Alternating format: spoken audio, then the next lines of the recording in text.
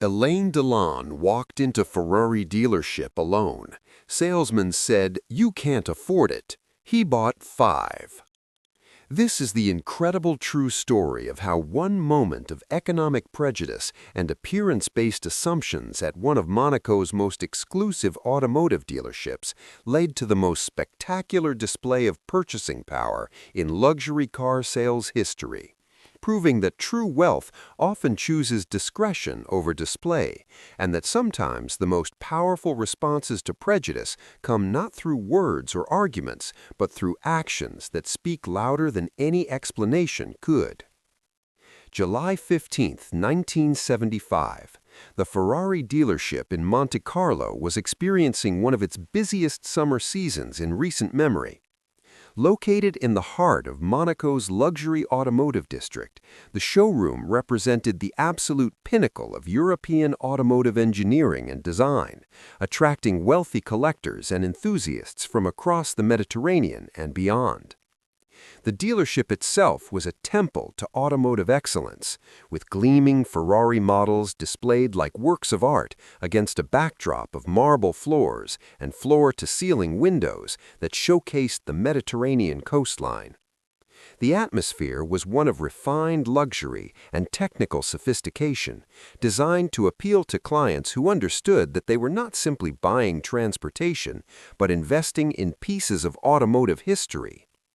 The summer of 1975 had brought an exceptional lineup of Ferrari's latest and most prestigious models to the Monaco showroom.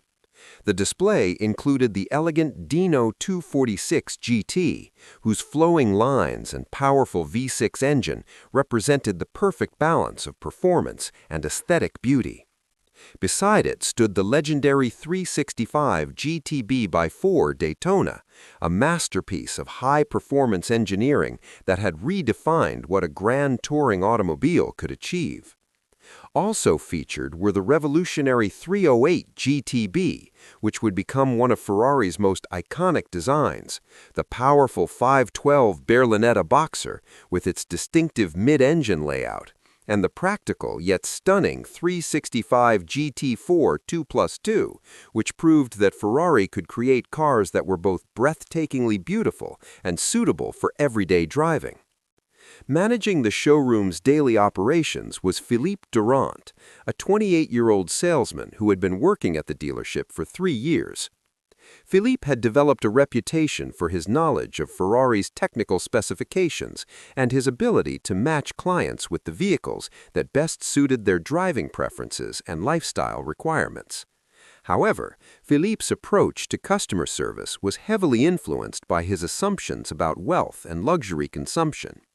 In his experience working with Monaco's affluent clientele, he had learned to recognize what he believed were the typical markers of serious purchasing power: expensive clothing, luxury accessories, prominent entourages, and obvious displays of affluence. Philippe's method of evaluating potential customers had served him well in most situations, allowing him to focus his attention on clients who were likely to make substantial purchases, while avoiding wasted time with casual browsers who were unlikely to buy. But his reliance on superficial indicators of wealth was about to create one of the most embarrassing situations in the dealership's prestigious history. At approximately 2:30 p.m. on that July afternoon, as the Mediterranean sun was casting long shadows across the showroom floor, Alain Delon walked through the dealership's glass entrance doors. At 39, he was at the absolute peak of his international career, having established himself not just as one of Europe's most celebrated actors, but as a sophisticated businessman whose investments and endorsements had created substantial wealth independent of his entertainment career. But on this particular summer afternoon, Alain had come to the dealership alone, without the entourage of assistants and advisors that often accompanied wealthy clients to luxury purchases. He moved through the showroom with quiet appreciation, examining each Ferrari with the kind of careful attention that suggested genuine automotive enthusiasm rather than casual curiosity. Philippe observed Alain's arrival and conducted the kind of quick assessment that had become second nature in his work with luxury clientele. What he saw was a well-dressed but not ostentatiously wealthy man in his late 30s, browsing alone, without obvious signs of the kind of affluence that typically characterized serious Ferrari buyers. Based on his assumptions about customer profiles and purchasing patterns, Philippe concluded that Alain was probably an automotive enthusiast who enjoyed looking at expensive cars, but was unlikely to have the financial resources necessary for a Ferrari purchase. This assessment led Philippe to approach the interaction with the kind of polite but limited engagement that he typically reserved for browsers rather than serious buyers. "Good afternoon, monsieur," Philippe said, his tone professional but carrying a subtle note of condescension. "Are you interested in learning about our current models?" Alain smiled pleasantly and indicated his appreciation for the opportunity to examine the vehicles more closely. For the next several minutes, he moved thoughtfully through the showroom, asking intelligent questions about engine specifications, performance characteristics, and design philosophy that demonstrated both genuine knowledge and serious interest in the automobiles.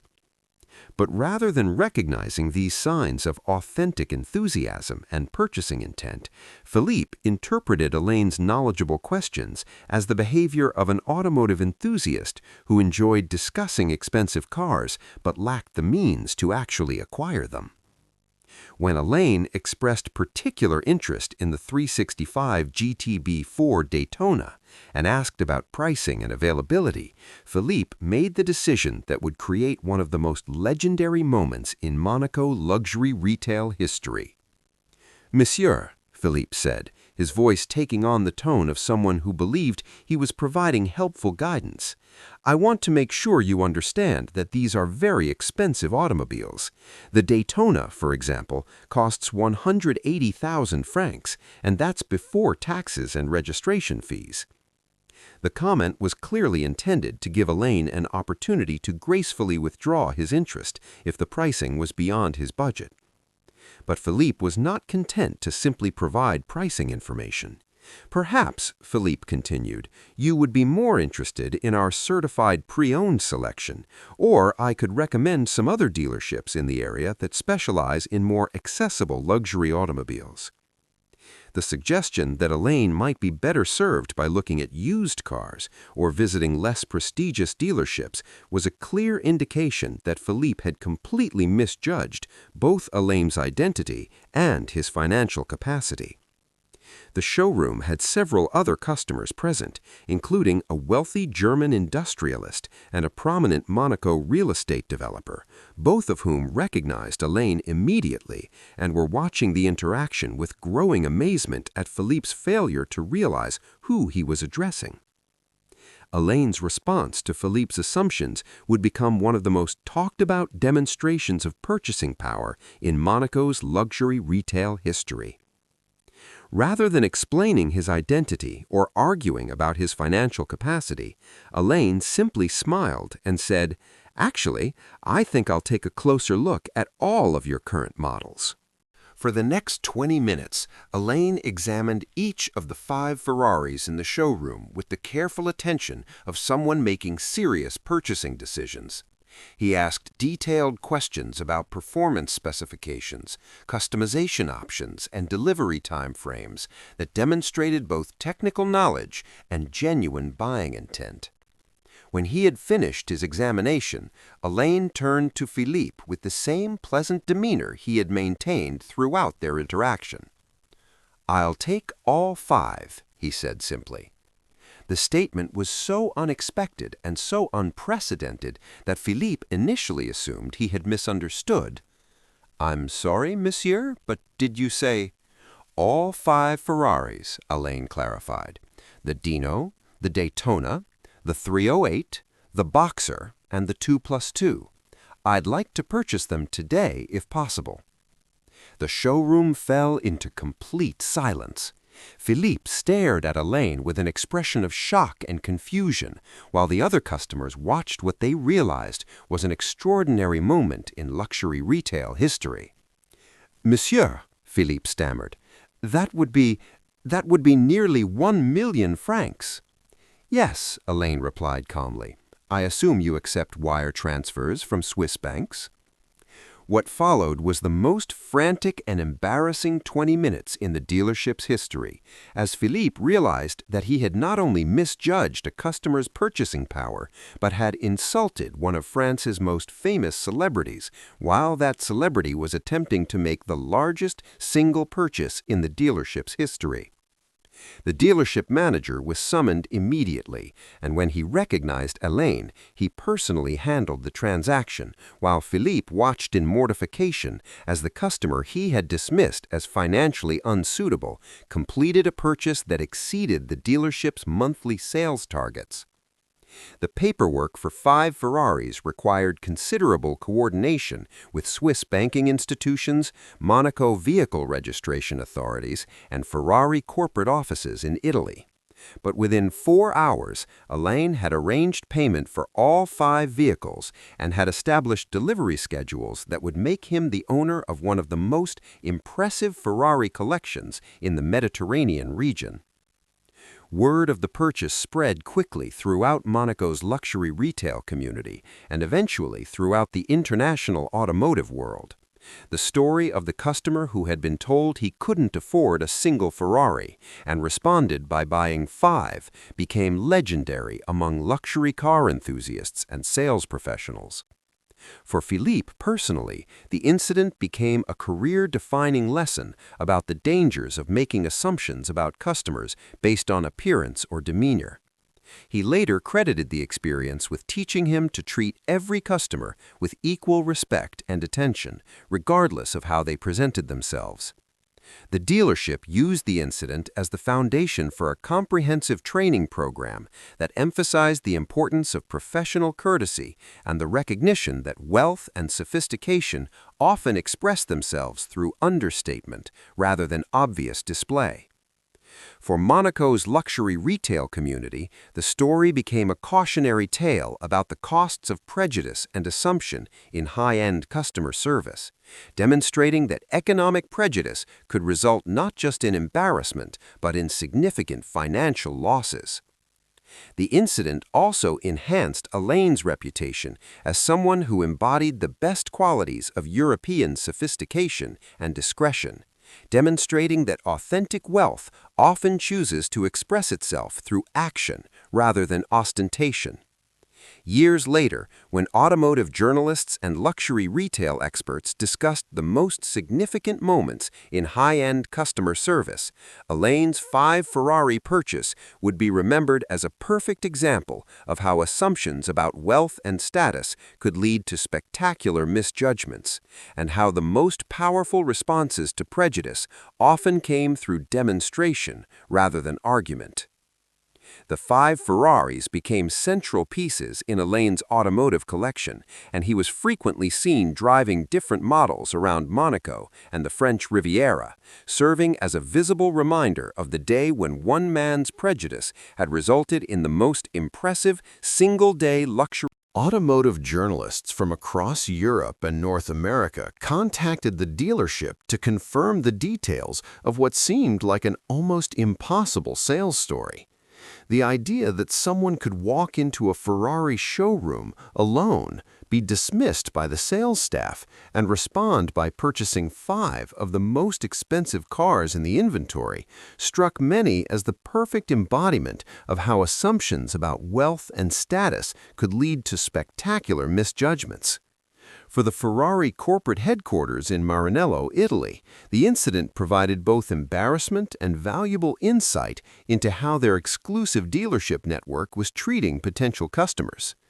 The company used the story as the foundation for a comprehensive review of customer service protocols at their luxury retail locations worldwide. The training programs that emerged from this review emphasized the importance of treating every customer with equal respect and attention, regardless of their appearance or initial presentation. Ferrari's corporate leadership recognized that their brand's reputation for exclusivity should not become an excuse for prejudice or assumption about who deserved consideration as a potential customer. The incident also had a significant impact on how luxury automotive sales were conducted throughout the Mediterranean region. Other high-end dealerships, recognizing that they could face similar situations if their staff made similar assumptions, began implementing new training programs that emphasized professional courtesy and the recognition that wealth often expressed itself through understated elegance rather than obvious display. For Philippe Durand personally, the experience became both a career low point and an unexpected learning opportunity. Rather than being terminated for his mistake, he was enrolled in an intensive customer service training program that taught him to recognize the subtle markers of genuine sophistication and purchasing power that he had missed during his interaction with Alain. Philippe later became one of the dealership's most successful salespeople, often crediting his encounter with Alain as the moment that taught him the difference between apparent wealth and authentic affluence. He learned to appreciate customers who demonstrated genuine knowledge and appreciation for automotive engineering, rather than simply seeking the most expensive or ostentatious vehicles available. The 5 Ferraris that Alain purchased that day became legendary within Monaco's automotive community. Each vehicle was meticulously maintained and was frequently seen being driven throughout the Principality and the French Riviera, serving as rolling reminders of one of the most impressive purchasing demonstrations in luxury retail history. Automotive enthusiasts and collectors who encountered Alain driving his various Ferraris often asked about the story behind his remarkable collection. His typical response was characteristically modest, focusing on his appreciation for Ferrari's engineering excellence rather than the dramatic circumstances of their acquisition. The incident also had a significant impact on how other celebrities and wealthy individuals approached luxury purchases. Many began to appreciate Alain's demonstration that authentic power often lay in restraint, and that the most effective responses to prejudice came through calm, decisive action rather than argument or explanation. For Monaco's luxury retail community more broadly, the 5 Ferrari purchase became a case study in the importance of customer service excellence and the financial costs of making assumptions about potential buyers. The story was frequently referenced in training programs and business discussions as an example of how prejudice could result in missed opportunities and public embarrassment. The automotive press continued to reference the incident for years, often using it as an example of how the luxury car market's emphasis on exclusivity could sometimes prevent sales staff from recognizing legitimate customers who didn't conform to expected stereotypes about wealth and status.